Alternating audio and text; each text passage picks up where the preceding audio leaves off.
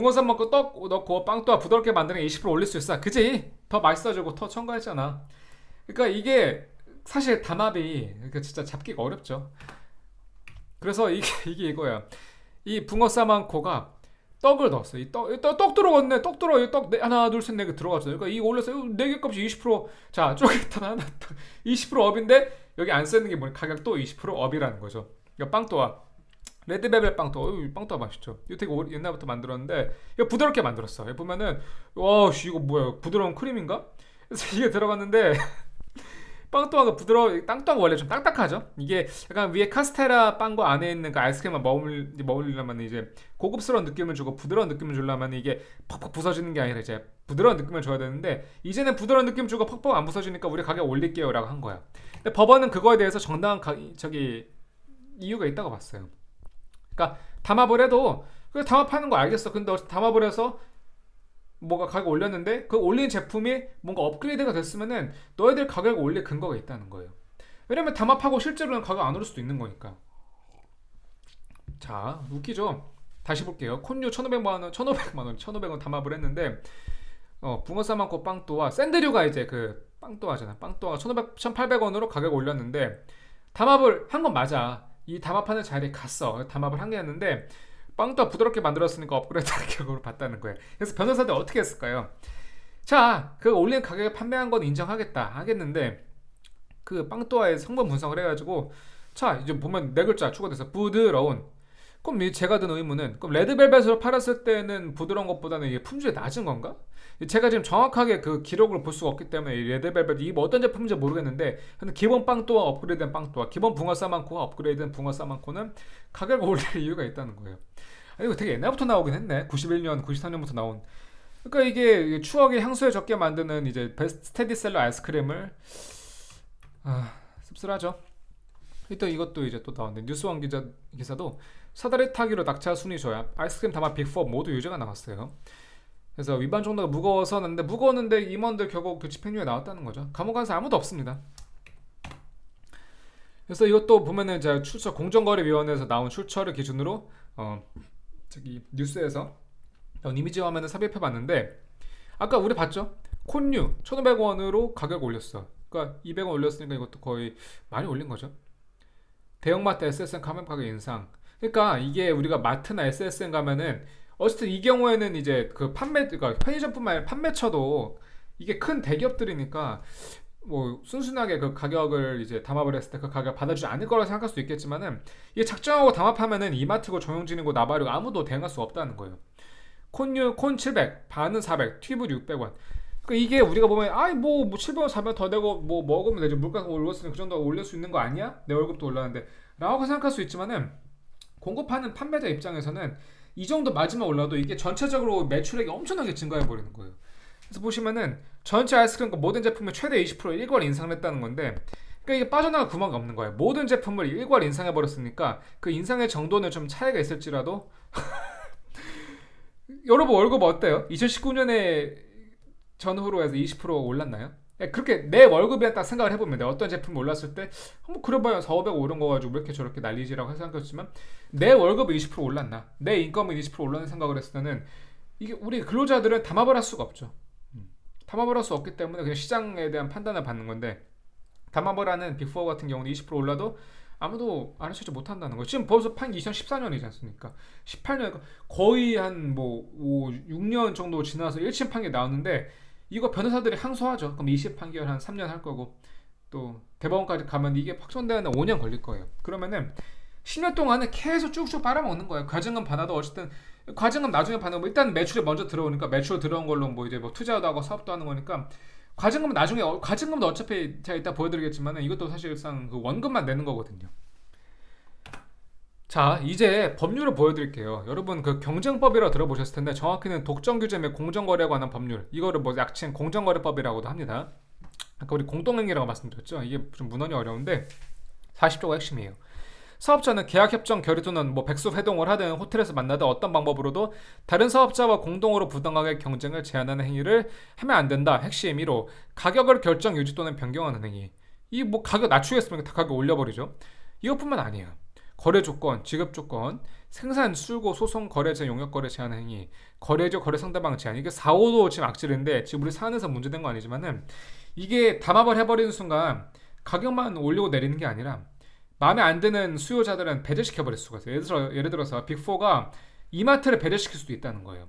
자, 우리 이마트에는 아이스크림 납품 안 할 겁니다. 거래 상대방 제한하는 거죠. 우리 뭐 GS25 편의점에는 아이스크림 납품 안 해요. 여러분, 이마트나 편의점에 아이스크림 장사 안 하면은 생존할 수 있을까요? 생존 못 합니다. 절대 못 해요. 그 밖의 행위로서 뭐 사업 활동 또는 사업 내용을 방해 제한하거나 이게 이거예요. 뭐 구호도 기본적으로 이제 뭐 4호도 있고 거래 상대방자 이것도 아마 제가 보기엔 우리 아까 사다리 타가지고 입찰 그 입찰 순위를 사다리 타기로 제한했다는 것도 거래 상대방 제한 행위에도 해당될 수 있고 또는 그 밖의 행위로서 사업 활동 또는 사업 내용을 방해 제한하거나 이런 정보를 주고받는 것도 일단 얘네들 너희들은 경쟁자들은 경쟁을 할 것이지 모이지 말라는 거야. 여러분 생각해 보세요. 내가 굽네 치킨 하고 있는데 저 반대편에서 이제 BH 치킨하는 업주가 있어요. 그럼 여러분들 일단 그 존재 자체가 마음에 안 들겠죠. 경쟁 업체니까. 그리고 일단은 저 업체가 뭘 하는지 알고 싶을 거예요. 저 업체가 어느 정도의 그 마진 단계에서 팔고 있는 건지, 뭐 단가 협상 어떻게 되고 있는 건지, 고객 관리 어떻게 하는지, 쿠폰은 뭐 어떻게 발행하는 이런 것들을 궁금할 거 아니에요. 근데 그런 것들 기본적으로 남의 정보를 빼와도 좀 빼와서 이렇게 내 사업에 유리하게 활용한다면 모르겠지만 물론 그것도 이제 영업비밀 누설 이런 문제가 있을 텐데 너희들끼리 회동하지 말라는 거야. 교촌, 뭐 BHC 또 생각해보면 치킨도 과점 시장이네. 교촌, BHC, 뭐 BBQ 또 뭐 있어요, 여러분들? 뭐 여러 가지 있겠죠. 멕시카나 치킨. 그러니까 메이저 치킨, 카카오 기프티콘을 쿠폰까지 판매해서 정말 전국적인 체인만 갖추고 있는 그런 메이저 치킨들도 사실 감각 담합을 했을 겁니다. 했으면 이렇게 처벌되겠죠. 지금 치킨 무슨 뭐 교촌 치킨 이제 뭐 한 2천 뭐 얼마 지금 3만 원인가 2만 3천 원인가? 옛날에 제가 아직도 기억하는데 뭐 치킨 한 마리에 뭐 13,000원으로 기억하는데 거의 이것도 따블이 올랐어요. 근데 여러분 아시겠지만은 우리나라 인구 계속 줄어들고 있고 또 이제 건강식으로 바뀌어가지고 옛날처럼 그렇게 막 치킨이나 뭐 아이스크림 많이 사 먹지 않는다고 하더라고요. 특히 코로나 때는 그게 더했을 거고. 근데 그런 게 수요가 줄어들고 이제 경영 환경이 녹록지 않은 상황에서도 가격을 뭐 20%, 30%, 100% 올려버릴 수 있는 이유가 이런 부당한 공동 행위 때문일 가능성이 높고 이번 아이스크림 이 담합 사태는 그냥 걸린 거예요. 재수 없이. 왜 걸리냐? 왜 걸리냐고 했을 때 일단 이거 보세요, 여러분. 제가 잘 모르겠는데 일단 이 경우는 빅4가 다 이제 걸렸기 때문에 아마 아무도 자진 신고 안 했을 것 같긴 한데 여러분 가끔 보면은 담합을 자진 신고하는 경우가 있어요. 이거 우리가 전문 용어로 리니언시 제도라고 해요. 이게 영어인데 자 쉽게 말하면은 고려질환 사람 너는 봐주겠다는 거예요. 그러니까 어떻게 보면 공동행위 부당한 공동 사실을 자진 신고하도록 유도하는 제도가 있다는 거죠. 근데 사실 자진 신고 비율이 그렇게 높진 않아요. 왜냐면은 자진 신고 한번 해버리면은 이게 일단 당장에 내 부당한 공동행위 사실을 이제 그에 대한 처벌이 면제받는 효과가 있을 수 있겠지만은 이미 그 시장의 신뢰는 깨져버린 거고 그럼 나머지 세개 업체가 그 자진 신고 업체를 상대로 공동적으로 뭐 대응할 수 있는 여지도 있다는 거죠. 근데 하여튼 빅4는 모두 처벌받았으면은 자진 신고를 한 업체는 아무도 없고 뭐 누가 소비자 단체가 제보를 했다든가 뭔가 내부자 진술이 있어가지고 아마 사건화가 된 것 같습니다. 그러면은 이렇게 공동행위를 했을 때 처벌이 뭐냐라고 했을 때 이게 뭐 처벌은 이따가 뭐 말씀드리겠지만은 제일 중요한 과징금이죠. 과징금 봤죠 우리.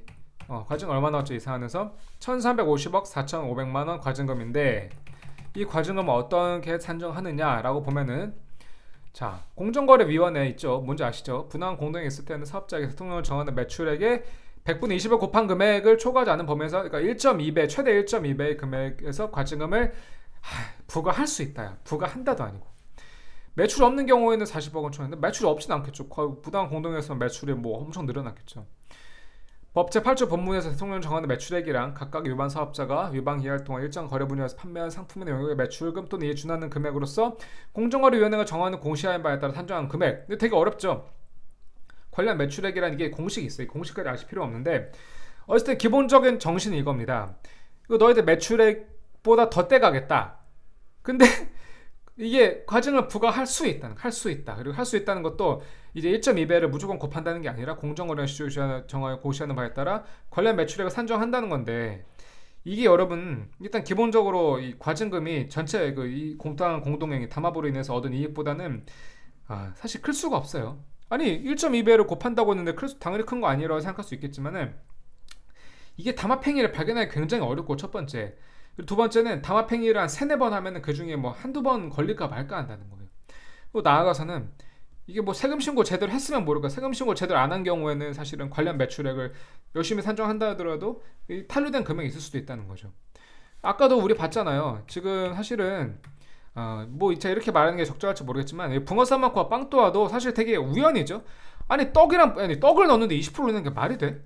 아니 쪼개탄 미니떡이 20% 업됐다는 건데 이게 뭐 기존 미니떡의 비율 대비 20% 올랐다는 거죠. 아니면 전체 중에서 20%라는지 모르겠는데 이 4개 박아놓고서 무슨 전체 20% 말이 안 된다는 거예요. 그러니까 이게 뭐 원가 더해봐 20% 절대 안 됩니다. 절대 안 되고 기껏 1, 2% 될까 말까 한 것으로 보이는데 가격을 20% 올리는데 정말 우연히 이 담합하는 시점과 이게 맞았다는 거예요. 그러니까 이런 것도 사실은 담합에 영향을 받았겠죠. 근데 또 관련 매출을 산정할 때는 정말 제한적으로만 산정이 될 수밖에 없다는 거예요. 왜냐면 엄격하게 이걸 증명을 해야지. 왜냐면 그렇게 또 이거를 느슨하게 증명해버리면은 행정소송해가지고 과징금 부과 취소 처분하고 난리도 아니거든요. 그럼 설령 이 모든 과징금이 마지막에 부과된다 하더라도 아니 내가 1,000억을 벌었는데 한 10년 뒤에 내가 1,200을 내야 되는데 1,000억을 벌어서 내가 하다못해 이 1,000억 가지고 그냥 은행 이자에만 넣어놔도 나중에 1,200보다는 그 높은 금액이 된다는 거예요. 근데 뭐 은행 이자만 넣겠습니까? 다 R&D에 투자하고 기업 발전에 쓰고 투자하고 뭐 그런 데 쓰겠죠. 그리고 뭐 임직원을 나눠 가지고 그러니까 이게 사실상 담합에 대한 경제적 유인이 엄청나요. 그래서 여기까지 말씀드렸고 우리 앞으로 잠깐 돌아가면은 여기죠. 고양시 백숙집 회동과 강서구 호텔 회동. 그러니까 기본적으로는 이제 경쟁 업체들은 사실은 만나면 안 되죠. 여러분 만나겠어요?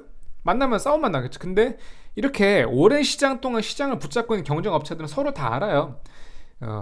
동종업계 종사자들인 거죠. 근데 저도 법무사지만은 이제 법률 시장은 너무 경쟁자가 많아. 왜냐면 내가 저도 사건 수임료를 올려버리면은 소비자들이 그래? 나 그럼 거기 비싸니까 안 가. 나 싼 데 갈래. 제가 담합을 하고 싶어도 모든 사람과 담합을 할 수 없다는 거예요.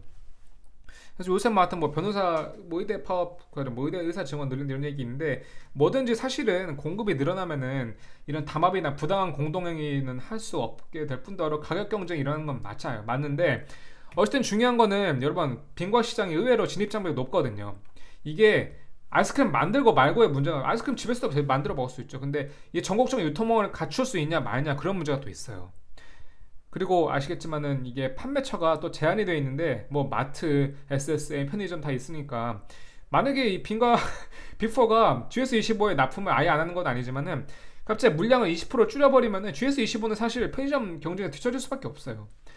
그러니까 이 담합이 별거 아닌 것 같지만 굉장히 낙지적인 범죄고 이게 또 무슨 문제가 있냐면은 전체적인 물가 인상을 촉발시킬 수가 있어요. 이게 물가가 여러분 생산자 물가, 소비자 물가가 있지만은 기본적으로 소비자 물가에서 전체적인 소비자 물가 지수를 올려버리는 촉매제가 뭐냐면은 이렇게 기본적인 필수 소비재들 뭐 빵, 과자, 뭐 밥, 김치 뭐 이런 것들이에요.